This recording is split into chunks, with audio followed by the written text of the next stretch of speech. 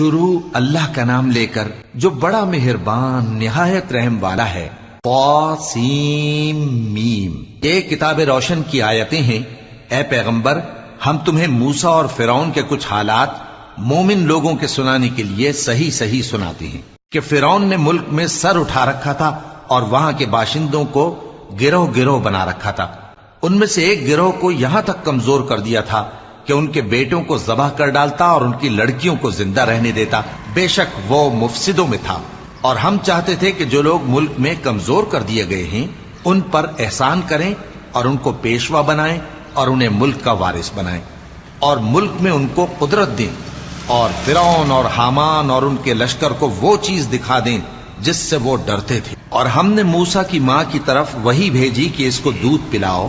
پھر جب تم کو اس کے بارے میں کچھ خوف پیدا ہو تو اسے دریا میں ڈال دینا، اور نہ تو خوف کرنا